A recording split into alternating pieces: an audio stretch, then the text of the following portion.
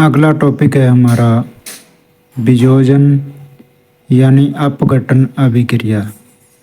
वियोजन का और अपघटन का शाब्दिक अर्थ होता है टूटना। क्रियाकलाप 1.5 एक शुष्क क्वथन नली में 2 ग्राम फेरस सल्फेट के क्रिस्टल लीजिए। फेरस सल्फेट के क्रिस्टल के रंग पर ध्यान दीजिए। क्वथन नली को बर्नर जहाँ सिगरेट लैंप की ज्वाला के साथ गर्म कीजिए, जैसा चित्र 1.4 में दिखाया गया है। गर्म करने के पश्चात क्रिस्टल के रंग को देखिए। क्रिस्टल का रंग जो है बदल जाता है, क्योंकि इसमें क्रिस्टलीय जल जो होता है फेरस सल्फेट में, वो इस गर्मी की वजह से वाष्पित हो जाता है और इसका रंग सफ़ेद रह जाता है। क्या आपने ध्यान दिया कि फेरस सल्फेट के हरे रंग में परिवर्तित हुआ है? सल्फर के दहन से उत्पन्न उस अभिलाक्षिक विशिष्ट गंध को भी आप सूंघ सकते हैं। जब ये सफ़ेद से हरा हो जाता है तो आप इसकी गंध को भी सूंघ सकते हैं। इसकी गंध भी अजीब सी हो जाती है। पहले बिना गंध का होता है, फिर गंध युक्त हो जाता है। ये फेरस सल्फेट है। जब इसको गर्म किया तो ये फेरस ऑक्साइड और सल्फर डाइऑक्साइड यानी सफ़ेद धुआं और SO3 सल्फर ट्राइऑक्साइड, ये दोनों गैसों में बदल जाता है और रंग सफ़ेद से हरा हो जाता है। आप देख सकते हैं कि अभिक्रिया में एकल अभिकर्मक टूटकर छोटे छोटे उत्पाद प्रदान करता है, यानी एक ही अभिकारक रिएक्टेंट 2 या 2 से ज़्यादा यानी ये 3 प्रोडक्ट यानी उत्पादों में बदल गया है, टूटकर बदला है, इसलिए इसको वियोजन अभिक्रिया कहते हैं। डेफिनेशन क्या है? इस अभिक्रिया में एकल अभिकर्मक टूटकर छोटे छोटे उत्पाद प्रदान करता है। यह एक वियोजन अभिक्रिया है। गर्म करने पर यह फेरस सल्फेट FeSO4 7H2O, ये जो 7H2O है ये क्रिस्टलीय जल है। ये वाष्पित हो जाता है जिससे इसका रंग बदल जाता है। का क्रिस्टल जल त्याग देता है और क्रिस्टल का रंग बदल जाता है। इसके उपरांत यह फेरिक ऑक्साइड और सल्फर डाइऑक्साइड तथा सल्फर ट्राइऑक्साइड में वियोजित हो जाता है, यानी टूट जाता है।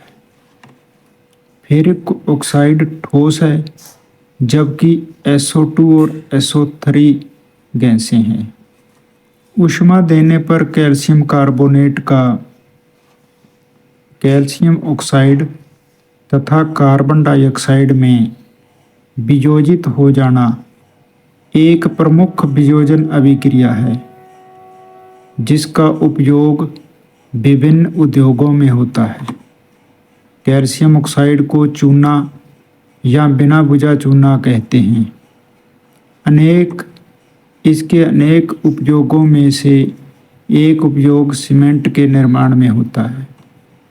ऊष्मा के द्वारा की गई वियोजन अभिक्रिया को ऊष्मीय वियोजन कहते हैं। जहाँ ऊष्मा जो है वियोजन कर रही है, उस पूरी प्रक्रिया को ऊष्मीय वियोजन कहते हैं। जैसे ये कैल्शियम कार्बोनेट है, चूना पत्थर यानी संगमरमर का पत्थर, जब उसको गर्म किया जाता है चूना भट्टी में, तो ये कैल्शियम ऑक्साइड यानी चूना जो है बिना बुझा चूना है, इन्होंने लिख दिया है बुझा हुआ चूना। बुझा हुआ चूना तो पानी में डालकर होता है ना, ये बिना बुझा चूना और कार्बन डाइऑक्साइड तैयार होती है।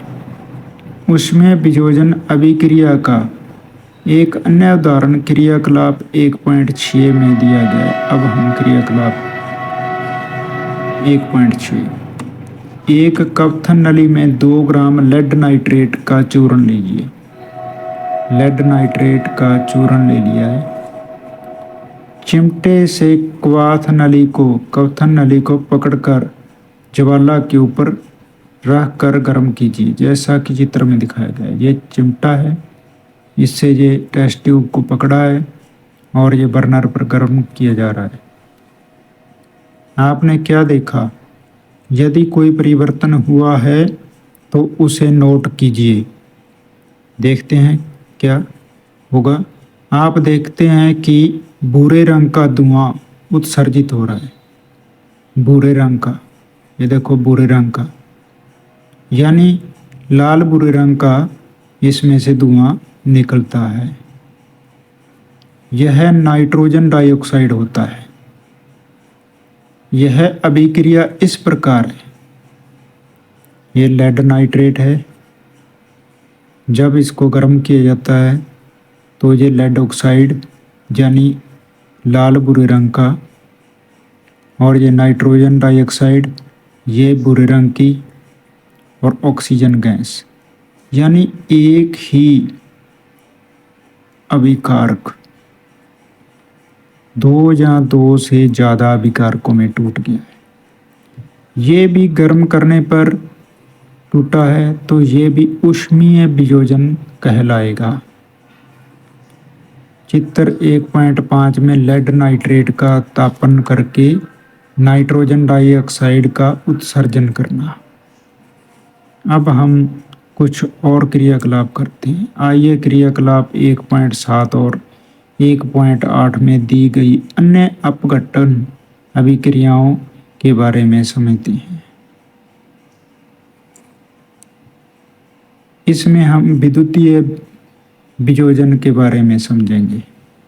क्रियाकलाप 1.7, एक प्लास्टिक का मग लीजिए। इसकी तली में 2 छिद्र करके